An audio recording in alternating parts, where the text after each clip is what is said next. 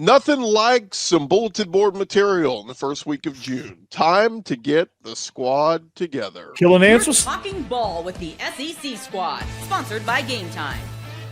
From Alabama to Tennessee, from Georgia to Oklahoma, from Auburn to Texas, it's the local experts of the Locked On Podcast Network bringing you scoops, breakdowns, and the most comprehensive preview of the upcoming SEC weekend. It's the SEC Squad, and we have a seat for you. Hurt feelings and thin skin are prohibited. Squad up, you're part of the SEC Squad. And what's up, everybody? Welcome into the SEC Squad. Sit back, grab your favorite beverage, and join us as we get you ready for another week of the offseason. And guys, only a few more weeks left. We are into June here, so it is prime off season, but man, we are just a couple weeks away from this thing actually kicking off. And today's episode is brought to you by FanDuel. Right now, new customers can get $200 in bonus bets when your first $5 bet wins. Visit FanDuel.com. Let's welcome in our panel this week on the SEC Squad. We got Corey Burton from Locked On Vandy. We got Jimmy Stein from Locked On Bama. We got Stephen Willis, host of Locked On Ole Miss. I'm Chris Gordy, host of Locked On SEC. And guys, we got plenty of stuff we got to get into, but first, nothing like some bulletin board material in week one. And I'm glad we got our Vandy host and our Bama host this week, because some interesting quotes from Ryan Williams, who we can confirm has turned 18 years old, the star wide receiver heading into his true sophomore season in Tuscaloosa, going on a podcast this week with John Gruden, where he talked about the losses last season and said, we don't call them revenge games. We're going to kill an ant with a sledgehammer this year. Corey, he's saying Vandy's an ant. How do you feel about I don't that? know who I don't know if he's talking about the right ant here, but John Gruden asked him specifically about that game, and I cracked up when I was like, I had that realization that, wow, Vandy's on the map. Like, he's actually responding to this. And he's talking about killing ants with sledgehammers, and, he's considering Vandy a threat. Like, whoa, okay, here we go. And then I made sure to tag Diego Pavia, make sure he knows, just in case he had trouble motivating the boys for that game. I tagged him. I don't know if he actually saw it. Always difficult to get up for Alabama. I know it's so tough, man. You have to have that like Michael Jordan, LeBradford Smith type motivational game where you just have to create some sort of storyline. And hell, why not use one that falls right into your lap with Barstool Gruden, John Gruden, and on Inside the FFCA, where he had the boys on there. So that's I love it, man. It makes it so much fun when there's a little bit of trash talk, honestly, and I'm excited for this one. This wouldn't happen with Saban there. Saban wouldn't do this. Not a chance, right? Yeah, it wasn't until NIL and the players making appearances on shows like this that players were even talking to the media anyway. Saban didn't like players talking to the media unless it was under, specific players made available for specific things. This show never would have happened. But, post NIL, current college players make appearances on shows. Sometimes they're even paid to do so. But under Nick, it wouldn't have happened for a couple of reasons. You guys remember, was it Quinnen Williams? I think it was that was being asked one time about preparing for Kyler Murray in Oklahoma, and Quinnen was about to take a shot at Kyler and got the sentence about halfway out of his mouth, and then stopped suddenly, pulled it back in, and then basically was like, "Never mind, no comment. Never mind, no comment." That's what happened during the Saban years. It's everything's going to be a little different, under DeBoer. But hey, before the season starts at Alabama, they're going to talk about that the big game is Georgia, that it's a big game against LSU. Let me tell you, Vanderbilt, you lose to Vanderbilt a second time in a row, this time at home, that becomes the biggest game of the year. I mean, that's the one people will talk about forever. So it is. Alabama has set themselves up to where games against teams they lost a year ago, the game against Vanderbilt, the game against Oklahoma, these are now really big games. You can't lose twice in a row to those teams. Yeah, I mean, it's obviously on his mind, because when Gruden brought it up, he was like, he got kind of uncomfortable. You saw he was like, he didn't know how to respond to that. He's like, because he knew they got vastly outplayed by Vanderbilt, and the score, it was only a 5-point game, but like Vandy was in control of that thing pretty much the whole way. So, and he knew it, and he understood that. let me bring this up too. I follow a lot of the NFL draft folks, Corey, and I saw one of the NFL draft nicks out there says he thinks Eli Stowers is due for a monster year. He thinks he's going to be the #1 tight end off the board next year. Yeah, I saw a mock draft with him to the Eagles. Yeah, in the first round. So again, that's wild. I mean, but this is like, are we not talking enough about Vandy? Like last year, they were the fun story and all this, but like Pavia back, Stowers back, Cedric Alexander back in the backfield, Langston Patterson at linebacker. Like there's a lot of good pieces on this Vandy team. I don't think it was a fluke. Like I think most of us think it was a fluke. I think Clark Lee and Vandy could be a problem again next year for a lot of teams. You know, it's really interesting that over the last 10 to 15 years, tempo became the thing. Everybody wanted to go as fast as humanly possible to get the defense off guard. So the defenses had to get quicker. They had to get faster. Vandy wants to run 55 plays and go as slow as possible. It's almost like the pendulum has shifted to the point where if you play that slow, you have the edge over the tempo. Yeah, because you keep those defenses off balance, and they did the opposite of the hurry up no huddle. They did the turtle no huddle, which they made it seem like sometimes they were going fast, but they really weren't, and it forced Bam to really second guess themselves. It forced those guys, and I never thought I'd see a team with that type of tempo and that type of philosophy. I thought I'd never see a defense wear down just by standing out there. But like it gets exhausting just being out there.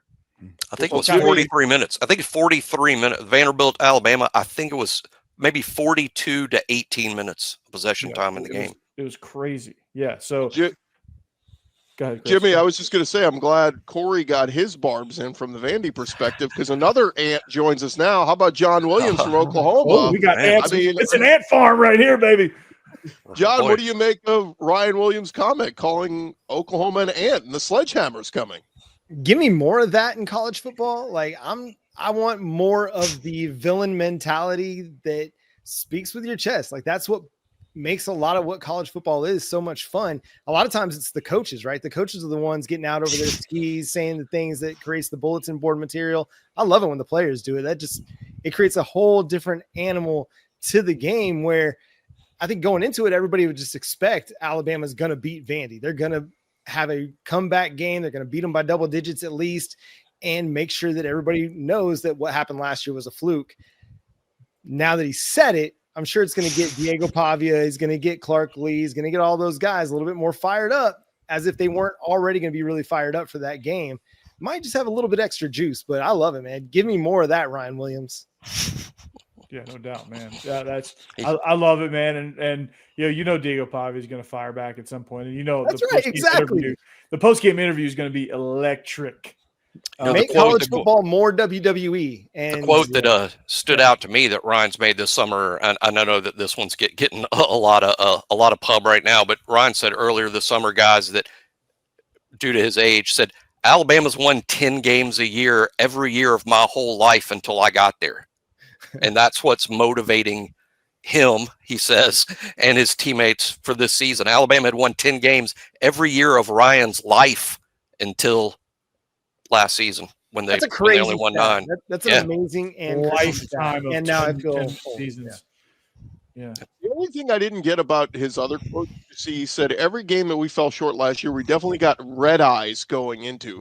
What does he mean? Red ass? What is red eyes? Yeah, I'm not sure. I'm gonna have to get him to explain that one. That's the one thing never mind. Yeah, Gruden needs to submit his questions in writing in advance so you can go over it before the taping starts. Who even knows what Gruden means all the time? I don't think Gruden even knows what he's going to ask in the moment. He's what about Vandy? What happened here, man? You know how Gruden is. Hey, I could watch him open boxes all day. By the way, that's that's high quality entertainment. I hope he never goes back to coaching because that dude's crushing it at Barstool. Yeah. All right, gents. Well, coming up next, which coaches are very highly thought of right now in recruiting circles? Our SEC insider Brian Smith gave his list. I think you guys are going to be a little surprised by this. We'll talk more ball coming up next. More with our SEC squad in just a second, but I want to remind you guys about our friends over at FanDuel. The NBA playoffs, they're in full swing. We're into the finals already. Pacers and Thunder. And every night you're seeing awesome action from some big performances, big underdogs coming through and pulling off some upsets. And look, whether it's a game-winning shot or breakout player, there's never been a better time to get in on the NBA action. That's over at FanDuel. They're going to make it easy for you to stay in the game before tip-off bets or even live bets. They got player props, performance trends, same-game parlays. All of it is up there, and you got more ways than ever to play smart and win big over at FanDuel.com. And we tell you guys all the time, plenty of opportunities to get in on the football action as well. Some of the futures stuff that they have on there. They got week 1 lines for SEC week 1 games. If you want to get in on that, Syracuse versus Tennessee, that's up there already at FanDuel.com. Go check them out. If you're new to FanDuel, if you've never signed up before, perfect time to sign up. You go to FanDuel.com, you place your first $5 bet, and if it wins, you get $200 in bonus bets. Go make every moment more with FanDuel, the official sports betting partner of the NBA.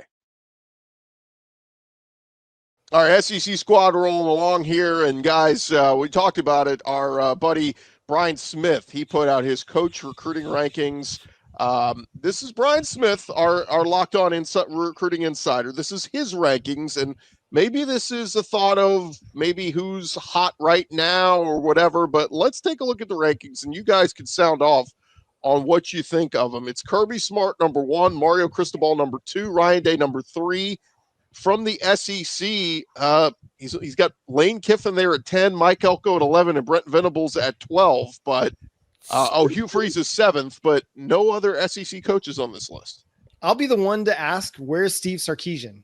Yes, sir. Yeah. Like, Where is I hate Texas, but that dude's recruiting his tail off right now. And yes, they get big booster support, and their NIL game is off the charts.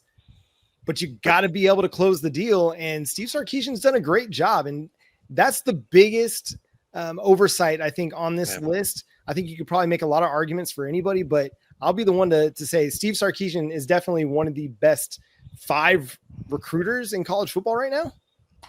Easily. I think he should be even as high as 2 myself. I mean, based on, back-to-back Final Fours with teams he's built, potential national champion this fall, Arch Manning. Sark should be not just on the list to me, but very high. Brian Kelly is another guy that, based on what he's built at LSU in terms of the talent on that team, and he had done it at Notre Dame too. But Brian Kelly should be on that list. I'm not sure where, but he should be on it. Can somebody explain Fran Brown? I didn't realize Syracuse was recruiting at such a high level. They signed the 50th ranked recruiting class last year, but I think they are up into the 30s right now per on 30. Syracuse, that might as well be top 10. I mean, that's pretty good. That's a pretty good job. Syracuse. Well done at Syracuse. I don't know if he should be on the top 12 list, but that's a hell of a but here's the other part of this, and this is what we're not considering. Maybe Brian's taking into consideration, and Brian goes out to a ton of camps, talks to a ton of coaches and players, and he's very dialed in. Maybe he's hearing from players that, yeah, Syracuse finished 3rd on my list, or Syracuse was in my top 5. You know what I mean? Like, maybe he's hearing that from some players that are talking about Fran Brown that may be starting to stir up some interest. I don't know. That's all. I like Fran Brown. There's some there's got to be some context to this, but with the list the way it's constructed. But I still think Sark needs to be on it. Brian Kelly possibly needs to be on it. It's a pretty good list. Otherwise, I'm still trying to figure out why Hugh Freeze is number 7. Hugh Freeze at 7 this isn't just the Alabama guy talking, because I'm not even going to homer out about Kalen DeBoer. He's got a small sample size anyway, despite finishing 3rd last year. But Hugh Freeze at 7, I don't get that either. Based on the recruiting class they're putting together right now, I think is probably going to end up in the top 10. Maybe there's some real recency to this list, but based on what he's done at Auburn over the past 3 to 4 classes, I don't think you can justify putting him in the top 10. Well, weren't his last couple classes top 10? I thought the Cam Coleman class, and again, that was the very last one. The very last one. It looks like a good class so far. It does. That's why I think he's in the discussion. But 7 is he's an honorable mention. It looked like he walked through Alabama and got everybody. That's just the way the recruiting went last year, to where Auburn was able to kind of clean house. And I do agree that Sarkisian needs to be on that list. He did not get the benefit of the doubt of Texas's NIL. NIL, but Mike Elko did get the benefit of the doubt with their NIL. And at the end of the day, the NIL situation is the reason the players are there. So if you have one, the other one almost has to be there. And it's a part of the puzzle now. Yeah. We need to get over the idea that it's some, thing that we shouldn't be talking about. They mentioned Nyjah Kennedy's NIL deal in the Women's College World Series broadcast the other night. It's fine. It's part of the equation that these players are considering. It's okay. But yeah, Elko being on the list and no Sark, and listen, I think Brent Venables has done a really good job recruiting. If you bumped him off the list to put Sark on there, I'd totally understand. Yeah, Sark just signed the number 1 class. I mean, that's what's wild about this list. And, we don't have Brian here to defend himself, but, Jimmy brought up Brian Kelly. He's had, 3 straight top 10 recruiting classes at LSU. But, Zach Blackerby pointed out in our group chat, he said, well, maybe it's just LSU recruits itself. So maybe that's why he's not on the list. And Stephen, I think Kiffin being on here, I think he's done okay, but I wouldn't. To me, I don't think Lane Kiffin is a top 10 recruiter. As a portal guy, yes, but recruiter, it's portal part of the equation. I think portal's part of the equation. Kiffin is in the battle for a 4th straight year with a 5-star prospect. That's never happened at Ole Miss. Yeah, if you're taking the portal into account, I think Lane Kiffin definitely belongs in the top 10. Taking the portal into account, to me, that's an absolute slam dunk. But in fact, the portal is the only reason that Brian Kelly wouldn't be on this list at LSU. Well, no, Brian Kelly just had the number 1 portal class. Yeah, but he just got serious about it. It was a situation that they weren't even being a thing the last couple of years in the portal because they were going to recruit through high school. That was going to be their strategy. Once they kind of shifted, it's changed, but you don't necessarily have the sample size. Like I said, I don't know. I don't know exactly what the criteria was on this list, but I mean, that's the only justification for leaving Brian Kelly and LSU off this list. And look, Kalen DeBoer just had, the number 3 class this past year. If he continues at that rate, and Alabama's got a lot of ground to make up right now, but as we know, we're seeing kids this week starting to fly off the, make commitments, but it's fair not to list him based on just a small sample size. I mean, really 2 classes at Washington, working on a 2nd class at Alabama. That's really the whole. I mean, we're not grading his recruiting at Fresno or at Sioux Falls, So I think the small sample size I could get as to why you wouldn't include him on the list. I think that would be fair. But again, there's just a couple names on it that I'm not sure should be in favor of others, like Sark, like Brian Kelly. Well, I feel like Billy Napier has actually done a pretty decent job at Florida. The results on the field haven't been there, but you get DJ Lagway and he's put together some really strong classes there at Florida, despite some lackluster results on the football field, which I think is kind of impressive. The 2026 class is not going very well for Florida right now. Now, maybe that's because he could be dead man walking again, but you're right. I mean, what last year's class finished 7th in the 24/7 composite. So, I mean, it was the top 10 class with Lagway, the big part of that. I'll give a little love to Josh Heupel too. I mean, he finished with the 11th best class last year. Right now, he's got one of the top quarterbacks and Brandon Faison committed. Like, Josh Heupel deserves some love as well for what he's done recruiting wise. Yeah, he's basically recruited a playoff team. I mean, the playoff team that went last year, I mean, I'm sure it had some pieces from another staff, but for the most part, Josh Heupel has recruited and created a playoff team, which is more than, like Fran Brown has. Hey, is Kirby Smart on that list? He was number 1. He was number 1. Okay. I'm questioning Mario Cristobal at number 2. Maybe I just don't follow Miami recruiting enough, but that's probably true. But I've always felt like Mario was a pretty good recruiter, even dating back to his time at Oregon. It was to me, it was more of just the execution of getting all these really good players together. Now, what do we do with them? I feel like he's a good recruiter, maybe the X's and O's and just the execution of, hey, we've got these talented players. Now we got to actually have results on the football field. I think he's a good recruiter, though. Miami's the whole winning football monster. Yeah, Miami is the port. They're doing well in the portal as well. But again, I think this was just recruiting. But yeah, Cristobal needs to worry about that, winning football games. Yes, just have the Heisman Trophy winner and, you said that, Gordy. I don't think that it can be just recruiting anymore. It's all roster building. It's all in one bucket. Roster management. Yeah. It's a very different ballgame. I've been thinking about this a lot because somebody did a really good article on Brent Venables and Jim Nagy just the other day. And, acquisition. yeah, it is the NFL model. You're going at it 365 days a year where you're trying to add talent. It doesn't matter where it comes from.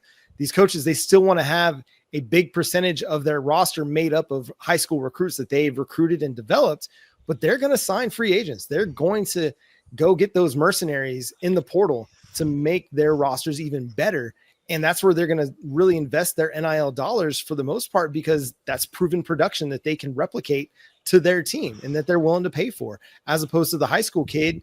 You see it all the time. These 4 or 5 star kids that, they're going out and they're paying for them and they're getting them on campus and they're flaming out before they even do anything significant for that program. So yeah, that roster construction part of it, it's not just high school recruiting anymore. It's not just portal acquisitions. It's all of it together, and it has to blend and it has to come together as one. And a lot of these coaches do a really good job at both of those things. The fact that Dabo is actually getting into the portal now, I mean, that's a game changer in the recruiting trail. So, the ant farm at Vanderbilt, man, the offensive line is built through the portal, and it's been reconstructed. So I'm really excited about how that's turned out. The defensive line is built through the portal with some high school guys sprinkled in there, but it's taking shape, man. This is the best this Vanderbilt's roster has been since James Franklin was there. Yeah, I will say this before we move on. The ESPN FPI came out today, and Oklahoma is a top 10 defense. If that offense is just average, all they need is an average offense, they are going to be a problem. Well, it's funny you bring that up, Stephen. That's going to be our next segment, the ESPN FPI. Who do they think will make the playoff? The SEC squad, talking more ball, coming your way next.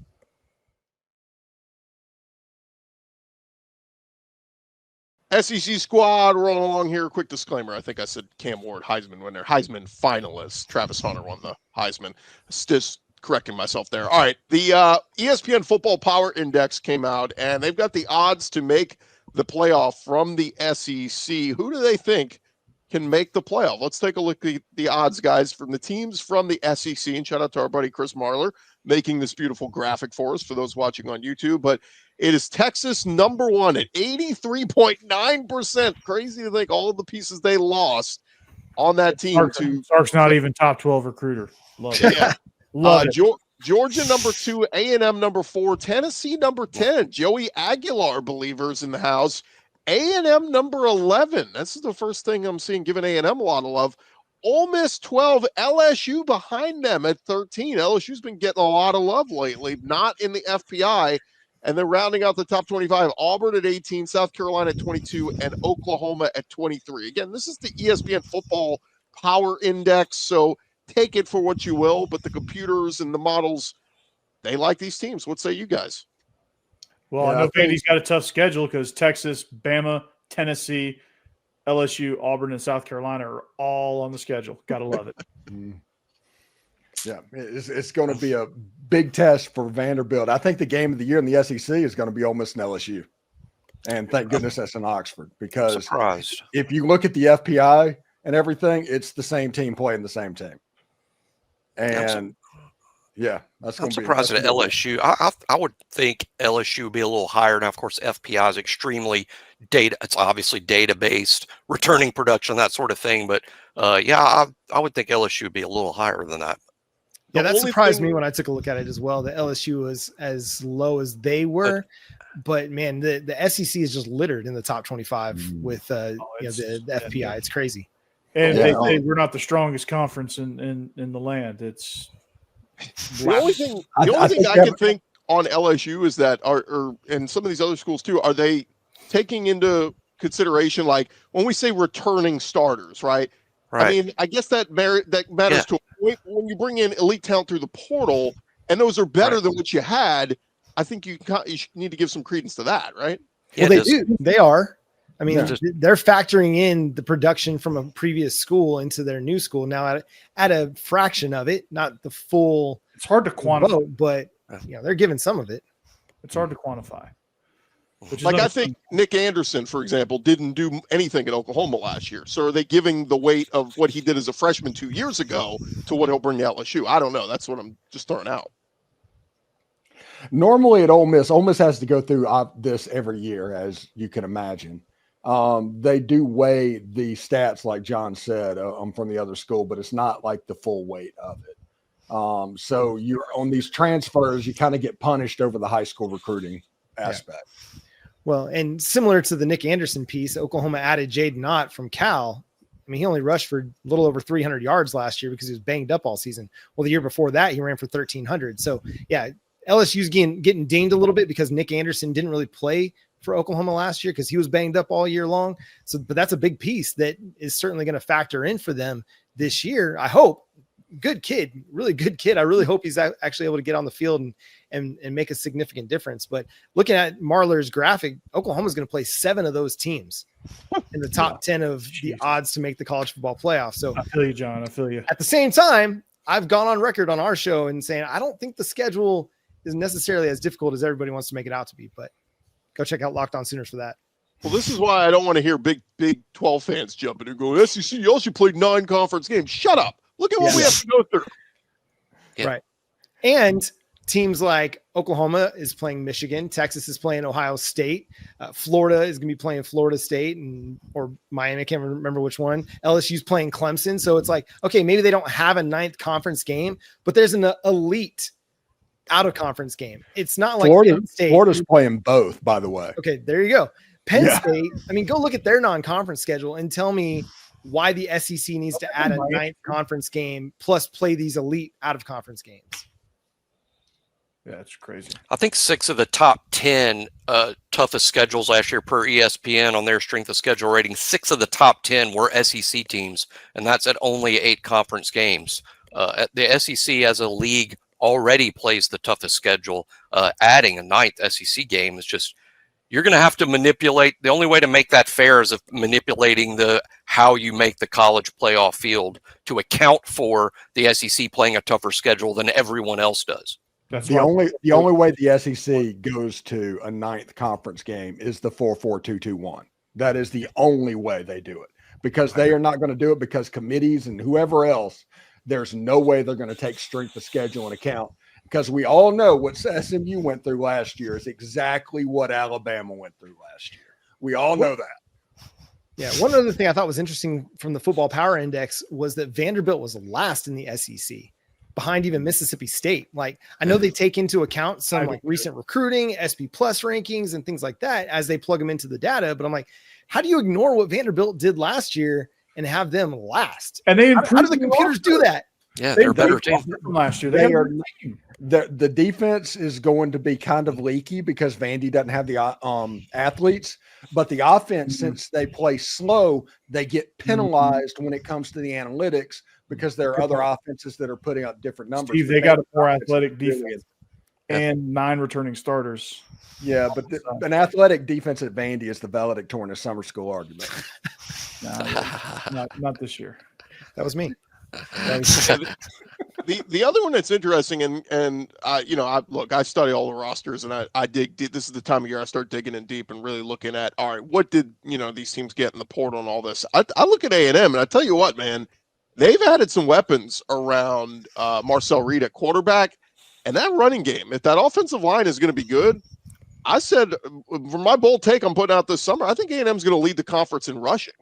Like, when you look at Levy and Moss and Amari Daniels and Ruben Owens, like, I start to look at A&M and go, maybe we should be giving them a little bit more credit here. What do they do when they get down 10 points in the second half, though? Yeah, Marcel Reed throwing the ball. That is the key to Texas A&M. Mm-hmm. If he's developed and he's advanced as a passer, they're going to be a playoff team. It's going to be dangerous for the rest of the league if he can do that, for sure. Elko, I'm a big believer in what Elko is doing. I like what he does. I like what he did at Duke. I think he can have similar effect to Texas. I wonder if that Notre Dame win at A&M last year sort of helped springboard Notre Dame into the playoff. If A&M beats Notre Dame up in South Bend, it could the flip flop could happen this year. Mm-hmm. That's a great point, Jimmy. That'd be a monster win for them. And by the way, just for people wondering, they added in the portal at wide receiver Mario Craver from Mississippi State, who's decent. Casey Concepcion from NC State, I believe, was really good. They got Micah Hudson, who was one of the top receivers, but he had some issues and all this. I think he's going to wind back up at Texas Tech. but Terry Bussey, a speedy receiver they have as well, that was a freshman last year. So they got weapons, man. All the slot receivers, every one of them. Get that ball out quick. They're going 2008 Patriots. Yeah, just get the ball out quick. And Marcel Actually, no, 2008 Patriots had Randy Moss. They're going. What's the year they had all the guys that were Deion Branch? Yeah, those guys. 2004, 2005. Give me a second. Let me text Jordan Hudson. Figure that out. Let me pull out my flip phone. Real quick before we wrap up, guys. Any hesitation here with Texas? I mean, I heard a few of you chuckle when I said number one, but like, I feel like we're giving them way too much benefit of the doubt. And I love Arch. I'm an Arch truther, but man, we just think they're going to steamroll the competition again. They're an underdog to Ohio State. You can't count on them beating Oklahoma. Historically, you cannot do that. They play at Georgia, and they have to go to the Swamp. 8-4 is on the table for the Longhorns, and they could have a good team. Very much on the table. Like, those road games are no joke. At the Horseshoe, in Athens, at the Swamp, and then of course the Cotton Bowl. Where the Texas-Kentucky game made one of the games of the year, according to the ESPN FPI. I love it. Listen, it's really easy for me to dump on Texas, so I appreciate you guys going ahead and doing that for me. It's what I've said on this show. I think it was like last month I said it, is that the media has been waiting. They've been waiting with bated breath for Texas to make back-to-back playoffs so they could finally make Texas back, finally put them at number one, finally push the quarterback as the Heisman Trophy contender. And it's going to be a retooled offense. That defense is going to be really, really good. The defense is going to be really good. And that's going to keep them in a lot more games than probably it should. And it's going to give them a chance to win some games that maybe they wouldn't have otherwise. But I'm not sold on this offense right away coming out the gate being a 35, 40 point per game offense. And maybe it doesn't need to be. But I will say this, John. If you ask me in the SEC about a team that had a really good defense, a team with a 5-star quarterback, and a team that didn't quite put it together in a game, that was Oklahoma last year. That was something that was absolutely possible. And if Texas kind of takes a step back, if the offensive line doesn't get figured out, if Arch isn't the answer, which he wasn't against Georgia, if you look at his extended playing time last year. His eyes were like this the whole time. Yeah. The look of bewilderment on his face. Texas is the least sure thing on this list. I think Arch is going to be good. I just don't know how quickly he's going to get to that point. Yeah. Well, on the way out, I will give some props to Texas, rather. They're going to play for a national championship in softball, and OU's reign ends. 4 straight titles. Couldn't get there for a 5th. But I think Patty Casso is going to be okay there at Oklahoma. No, they're going to be just fine. Yeah, you got by a $1 million softball pitcher, which that is ridiculous. That's landman money. Texas Tech's trying to get somebody's attention. Yeah, I was telling our fearless leader David Locke this today when we were talking about it. But if Oklahoma's reign had to end in any way, that's the way it should have ended. Playing against the best pitcher in softball, you got a moment where you got to tie the game late. And it is what it is. They won the game. Tech won the game. They had, the clutch hits when it mattered the most. And Oklahoma was able to get some runs against Nigel Kennedy, who was just amazing, just absolutely incredible. But all good things must come to an end at some point. So who do you root for? Tech as your Tech. former Big 12? Tech. Yeah, Wreckham Tech. Always never against Texas. Texas for never. John, Texas you got to be team. We got to be team SEC. Never. Never. Yeah, We could be a team. We could be a 2-team conference like the Pac-12, and it would still be Texas for never.